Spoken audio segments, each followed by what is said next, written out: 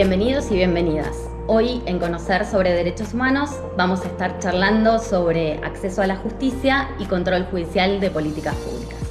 Mi nombre es Cecilia Bertolé, yo soy profesora de la Universidad Nacional de La Pampa, de Derecho Internacional Público y Sistemas Internacionales de Protección de Derechos Humanos. Soy Nicolás Espínola, del Observatorio de Derechos Humanos, y en el día de hoy estamos con Francisco Berbic. Francisco es abogado, litigante, profesor de Derecho Procesal 2 de la Universidad Nacional de La Plata, con gran experiencia en acciones colectivas. Así que arrancamos esta entrevista dándote la bienvenida, Francisco, y comenzamos con las preguntas que tenemos preparadas para la entrevista de hoy. Muchas gracias, Francisco, por estar en este espacio. Queríamos empezar preguntando si podías definirnos qué es el acceso a la justicia y qué importancia tiene para el Estado democrático. Bueno, muchas gracias por la invitación para estar acá.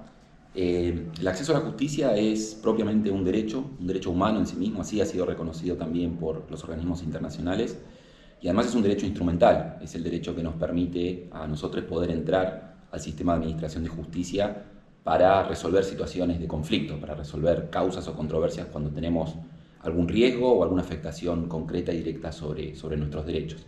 En el contexto de un sistema democrático esto es fundamental porque, bueno, en el pacto constitucional nosotros resignamos la posibilidad de ejercer violencia por mano propia y el Estado, delegamos eso en el Estado y el Estado tiene que proveernos de una respuesta frente a esos conflictos. Es fundamental para mantener la paz social, ¿no? Como dicen los autores de derecho constitucional fundamentalmente. Francisco, mencionaste que el derecho de acceso a la justicia es un derecho humano, un derecho instrumental. ¿Cómo se vincula el derecho de acceso a la justicia con el resto de los derechos humanos? Y creo que la función principal que tiene el acceso, además de ser un derecho humano en sí mismo, en términos instrumentales, es ser una garantía para permitir que esas declaraciones y esos reconocimientos de derechos que desde el 94 especialmente los tenemos reconocidos tanto a nivel constitucional como a nivel supraconstitucional, a nivel convencional internacional, no se conviertan en, como decía algún autor también, en un catálogo de ilusiones, ¿no? Que no sea solamente una declamación, sino que cuando esos derechos se ven, insisto, en riesgo o afectados directamente, nosotros podamos acceder al sistema de administración de justicia para reclamar un remedio, para reclamar una medida preventiva y para poder hacer valer ese derecho. Uno tiene un derecho si lo puede hacer valer frente a un avance, frente a un ataque, si no, la verdad que tendríamos que hablar de otra cosa y no de derechos. Exacto. ¿Podés comentarnos en base a tu experiencia también, dando algunos ejemplos para la comunidad que nos está escuchando y que nos está viendo, qué es un proceso colectivo y qué es una medida cautelar colectiva y para qué se utilizan estas medidas? Bueno, los procesos colectivos a grandes rasgos tienen una particularidad que los diferencian de los procesos ordinarios o individuales, y es que ciertas personas, ciertas instituciones que están habilitadas constitucionalmente o legalmente pueden autodenominarse como representantes de un grupo de personas y plantear casos colectivos en su nombre, sin pedirles permiso, sin avisarles, sin tener una autorización expresa, que es lo que tradicionalmente uno hace cuando tiene que ir al sistema de justicia. Hay una cosa que no es menor, en Argentina para ir al sistema de administración de justicia vos tenés que ir sí o sí de la mano de un abogado, es obligatorio el patrocinio letrado, esto no necesariamente debería ser así, hay otros sistemas que permiten la autorrepresentación, si bien hay buenas razones para exigir que vayas con una abogada, porque bueno, ordena mejor el debate, permite canalizar las discusiones de otra manera, pero en el proceso ordinario, individual, tradicional, la parte que está viendo afectado su derecho o en riesgo está presente en esa discusión. Y de ahí se deriva todo el armado del sistema procesal y del sistema de discusión. O sea, la idea de debido proceso legal de nuestro sistema jurídico, que es fundamental, supone que la parte está presente en la discusión. En los procesos colectivos esto es exactamente al revés. La parte es un grupo que no está presente y que está siendo hablado a través de un representante que, insisto, se autodenomina como tal, sin pedirle permiso, sin autorización. Entonces esto lo que exige, por supuesto que tiene una potencia muy grande en términos de acceso, porque permite que accedan al sistema de justicia situaciones de personas que muchas veces ni saben que sus derechos están siendo vulnerados o que no tienen un incentivo suficiente para plantear ese caso en sede judicial. También genera mucha economía procesal, macroeconomía procesal, diría yo, no hacia adentro del proceso, sino en términos de recursos humanos y materiales que el sistema de administración de justicia puede ahorrar, resolviendo en un caso, por poner un ejemplo, el caso de los aumentos tarifarios del 2016 sin audiencia pública, un caso de 8 millones de personas en un solo expediente. y eso supone poder poner esos recursos en otro lado y invertirlos de manera más eficiente. Y después también lo que genera, que es una de las cosas más delicadas, muy vinculadas con el tema de las políticas públicas y hasta dónde el Poder Judicial se puede meter en esos temas, es que también operan como un instrumento de control de poder, tanto público como privado. Porque imagínate un ejemplo, sin hablar de políticas públicas, pensemos un ejemplo más simple, un ejemplo privado, donde vos tenés un problema con tu compañía de telecomunicaciones, tu teléfono te están cobrando un cargo en la factura por algo que vos no contrataste. Y capaz que ese cargo son, no sé, 500, 1000 pesos por mes. Vos no vas a hacer un juicio por eso. No tenés incentivo, no tenés el mayor beneficio que vos puedas obtener va a ser más bajo que el costo mismo del caso. Entonces, ¿qué pasa cuando alguien, asumiendo una actitud casi quijotesca, hace ese caso? Por ejemplo, nosotros que somos abogados decimos, bueno, estoy muy enojado con la compañía, voy a hacer la demanda igual.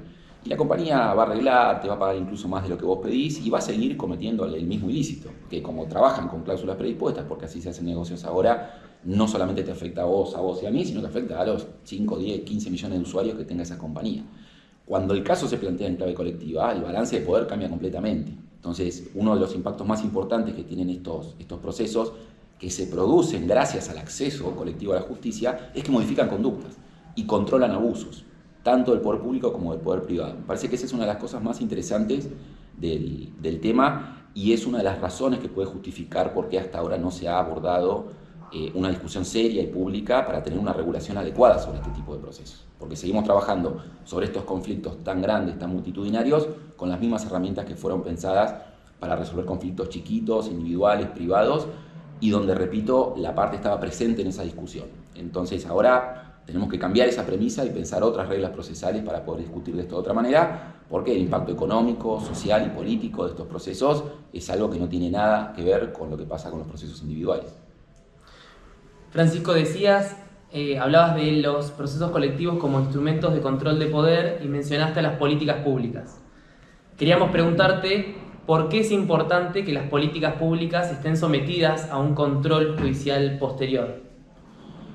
Bueno, eso porque estamos en un Estado de Derecho y porque las políticas públicas, y esto me parece importante, cuando uno habla de política y de poder judicial y de derecho, siempre se trata como de separar, se piensa, y nos enseñaron que eran cosas distintas cuando en realidad están íntimamente vinculadas.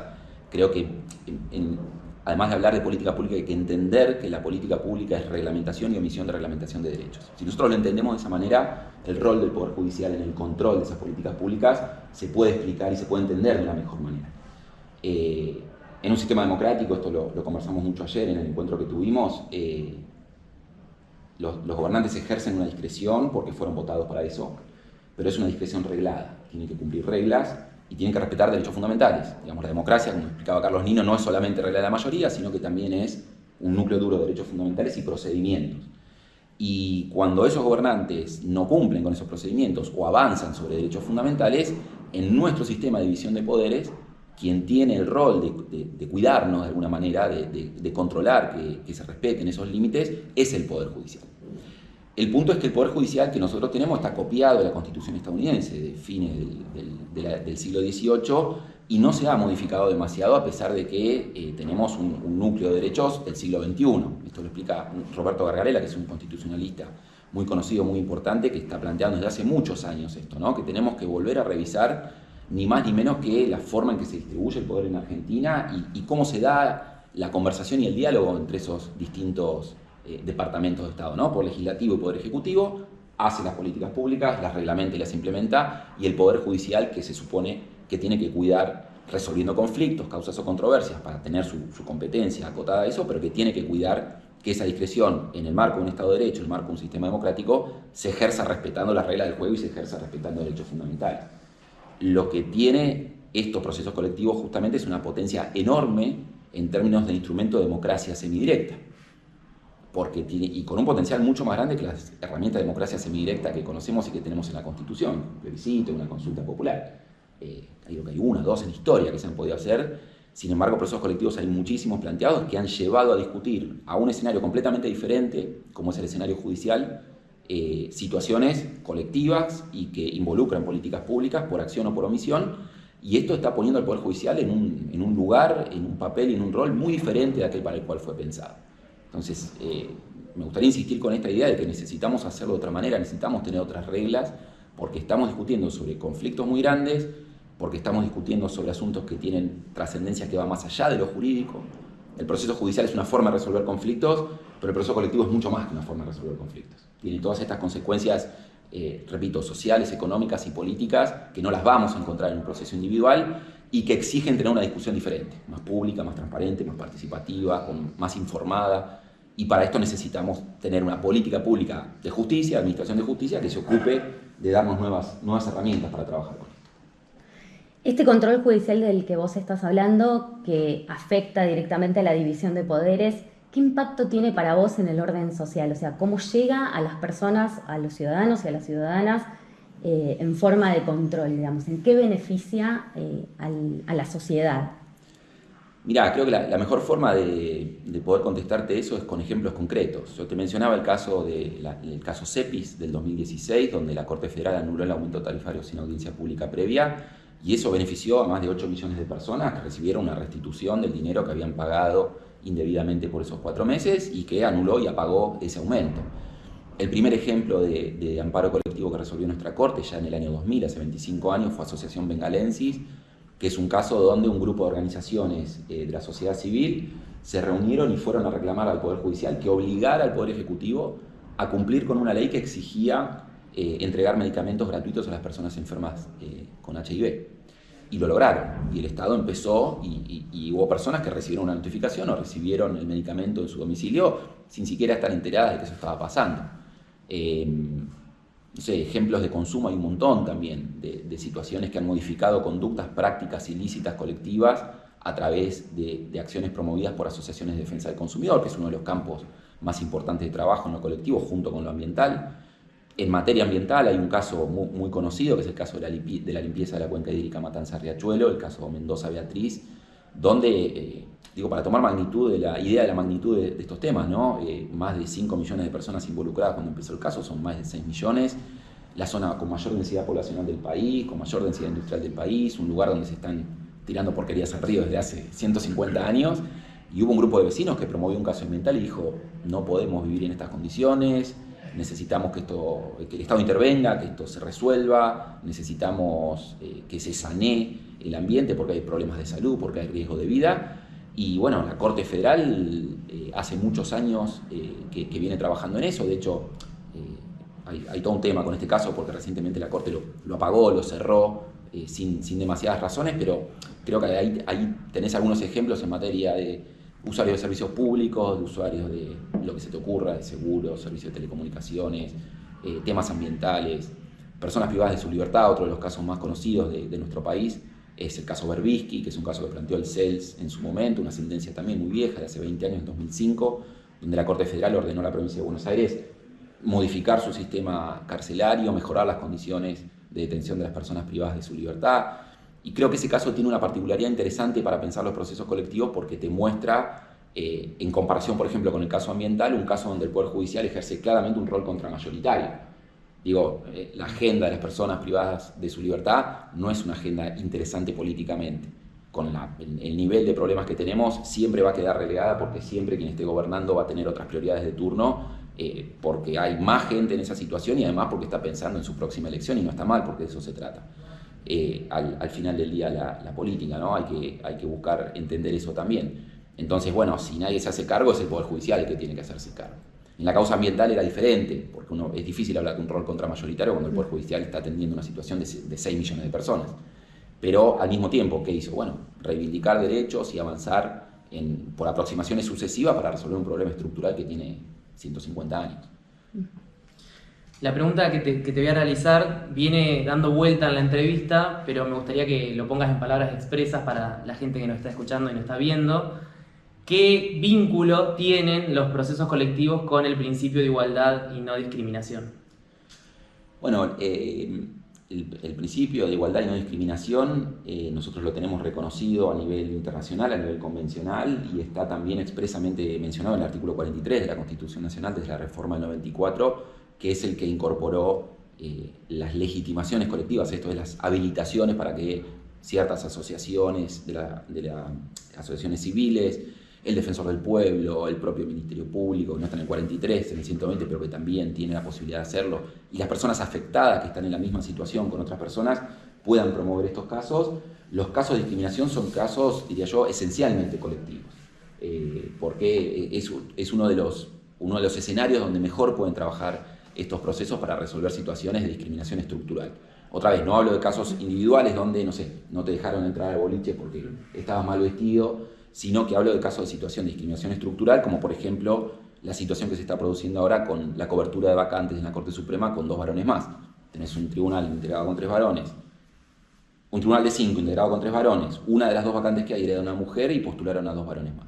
Eso no cierra ningún pizarrón, esa cuenta. No cierran el pizarrón de la CEDAW, que es la Convención Internacional contra toda forma de discriminación contra la mujer, no cierra en el pizarrón del 75, inciso 23 de la Constitución, que establece expresamente y reconoce la necesidad de que el Estado tome medidas de acción positiva para proteger ciertos grupos, entre los cuales están las mujeres, las personas adultas mayores, las personas con discapacidad, y no cierra ni siquiera en el marco propiamente administrativo y de autorrestricción del Poder Ejecutivo, que le exige considerar el género en la medida de lo posible para cubrir las vacantes del tribunal. Entonces, creo que el proceso colectivo tiene muchísimo para aportar en eso, para generar un cambio, ese control y un cambio de tribuna donde discutir esto. Y acá me gustaría también decir una cosa que me parece importante, que tiene que ver con esto que estamos conversando, de las consecuencias que tiene cambiar el lugar de discusión. No es lo mismo ir a discutir políticas públicas al Poder Ejecutivo que ir a discutirlas al Poder Legislativo, que discutirlas en el Poder Judicial. Porque el Poder Judicial tiene reglas preestablecidas, plazos breves, que son perentorios improrrogables, porque el proceso está pensado para avanzar, no se puede cajonear nada. El proceso judicial, la discusión se da ante un tercero independiente e imparcial, no se da ante el Ejecutivo o el Legislativo que están con su juego y con su negocio político, negocio en el mejor sentido de la palabra, en su juego político para trabajar con esto. Y además exige tener una decisión fundada en derecho, otra vez, a diferencia del Legislativo y del Ejecutivo, que pueden, por razones de mérito, oportunidad y conveniencia, siempre que respeten los procedimientos, siempre que respeten los derechos fundamentales, hacer básicamente lo que quieran porque tienen los votos para eso. En el Poder Judicial no. El juez no puede decidir cómo le gusta el caso porque le pintó. Tiene que resolver, fundado en principios, fundado en derechos, fundado en reglas, y todo eso, repito, me parece que genera un cambio muy importante que se corona con algo que es muy, muy serio, que es que las decisiones judiciales, los efectos de las decisiones judiciales tienen cosas juzgadas. Son inmutables, son inmodificables. Y esto, bueno, también podía tener sentido desde la teoría y la dogmática procesal y constitucional en un proceso individual. Pero si nosotros estamos empezando a discutir semejantes conflictos estructurales, semejantes temas de política pública, otra de las cosas, por ejemplo, que habría que revisar es eso. Y de hecho hay algunos estudios, sobre todo en derecho comparado, Brasil ha avanzado mucho en esto, sobre flexibilizar esas cosas juzgadas. Porque bueno, no es que el juez dicta la sentencia y el asunto se terminó. El problema de las cárceles en la provincia de Buenos Aires sigue estando, la contaminación del riachuelo sigue estando, los problemas de los consumidores van a seguir estando. Entonces hay que empezar a trabajar no solo en la modificación de las reglas del proceso para volver a pensar cómo trabajar con estos conflictos, sino también, y vuelvo a traer a Gargarella a la conversación porque me parece que es el que mejor lo ha explicado y con más vehemencia, hay que empezar a repensar la cuestión más macro de cómo está distribuido el poder en Argentina y cómo se da el diálogo entre esas diversas funciones, porque lo que está pasando hoy no tiene absolutamente nada que ver con lo que pasaba hace 30 años. No digo 50, ni 100, ni 200, hace 30 años. Es completamente diferente el escenario, porque ese reconocimiento de legitimaciones colectivas y una sociedad civil, esto también hay que decirlo, una sociedad civil en Argentina muy fuerte y muy movilizada, hace que muchos de estos conflictos estén entrando cada vez más al Poder Judicial. Y el Poder Judicial está haciendo lo que puede. Yo soy muy crítico del Poder Judicial, pero también reconozco que hacen lo que pueden. También a jueces y juezas les da mucha exposición, vienen las sanciones informales, hay aprietes, pasan un montón de cosas, porque se juegan muchas cosas en estos casos. Lo que no podemos permitir es que se sigan jugando en expedientes que son prácticamente secretos, con procedimientos que son brutalmente escritos todavía, donde seguimos intercambiando papeles como en la época de la colonia para resolver este tipo de conflictos. Entonces, tenemos que hacerlo de otra manera más abierta, más transparente, más pública, con mayor participación, con mejor información. Creo que es la única forma de poder empezar a tener una conversación más honesta sobre algunas de las cosas que están pasando, porque bueno, están pasando cosas muy serias adentro del Poder Judicial y lamentablemente el Poder Judicial sigue siendo una gran caja negra para la sociedad. Uh-huh. Vinculado con esto que estás diciendo y para ir cerrando este capítulo que ha sido súper interesante, nos gustaría que nos dejaras alguna reflexión de cómo podemos colaborar, ya sea de manera individual o de manera colectiva, en esta formación de una cultura de acceso a la justicia? Bueno, ahí como abogados y abogadas creo que podemos aportar mucho desde el territorio, desde el trabajo pro bono, un trabajo de asesoramiento gratuito. Vuelvo sobre la idea que no es menor, que se exige necesariamente ir con un abogado o con una abogada del sistema, y es muy difícil acceder a un abogado o una abogada. Digamos, las leyes arancelarias establecen montos mínimos de consulta que son altos. Es difícil acceder cuando no estás en el círculo abogadil, cuando perteneces a cierto sector social que está lejos de la facultad, que está lejos de ciertos círculos sociales donde nos movemos los abogados y abogadas. Entonces, bueno, se puede participar con trabajo gratuito pro bono, se puede participar en consultorios jurídicos gratuitos, se puede participar en clínicas jurídicas, que esta facultad tiene, la Facultad de La Plata también, que son espacios que lo que tratan de hacer justamente es de tratar de llegar a los lugares y a las personas que necesitan ese asesoramiento para poder asesorarlas y poder traccionar y generar ese canal hacia adentro del sistema de administración de justicia. Queda mucho por hacer, pero desde la abogacía creo que se puede aportar mucho, repito, desde el territorio y por supuesto también en la macro desde la discusión más política, de política pública, digo, ¿no? De empezar a plantear estas cosas, de empezar a mostrar la necesidad que hay de tener otro tipo de reglas y empezar a exigir a nuestros representantes que se hagan cargo del asunto. No podemos hacer más como el avestruz con esto. Es demasiado grande y es demasiado serio lo que está pasando ahí adentro como para que sigamos haciendo como que no pasa nada y sigamos exigiéndole al Poder Judicial que juegue un rol que ya no tiene nada que ver con el rol que jugaba hace 30 años y que le exijamos a juezas y juezas a veces que tomen decisiones, por ejemplo, en medidas cautelares que frenan la aplicación de, no sé, por ejemplo, hoy hay en discusión muchos temas de políticas públicas y hay medidas cautelares que sin escuchar a la otra parte o escuchando al Estado por un breve periodo de tiempo están frenando decisiones tomadas por el Congreso de la Nación o están frenando decisiones tomadas por el Poder Ejecutivo. Muchas veces con razón, otras veces no tanta, pero otra vez, no es lo mismo frenar la construcción de un muro o de una pared en tu casa por el vecino que se está metiendo un metro en tu casa que frenar una política pública. Entonces, vuelvo con esta idea, necesitamos sí o sí hacerlo de otra manera. Creo que la abogacía puede aportar desde abajo en el territorio con ese asesoramiento y desde arriba en la discusión más de política pública, proponiendo y trabajando y difundiendo la necesidad de que tengamos otras reglas para trabajar con esto. Bueno, muchas gracias Francisco por tu tiempo y por haber aceptado grabar este primer episodio del podcast Conocer sobre Derechos Humanos. Muchísimas gracias a ustedes por la invitación, estuvo buenísimo. Gracias. Somos Ecojur, la Facultad de Ciencias Económicas y Jurídicas de la Universidad Nacional de La Pampa. E integrantes del ODH, el Observatorio de Derechos Humanos y la Cátedra de Derecho Internacional Público y Sistemas Internacionales de Protección de Derechos Humanos de la carrera de Abogacía. En equipo, producimos Conocer sobre Derechos Humanos, un material pedagógico accesible para entender, comprender y conocer el campo de los derechos humanos. Seguinos en Ecojur UNPA. Hasta la próxima.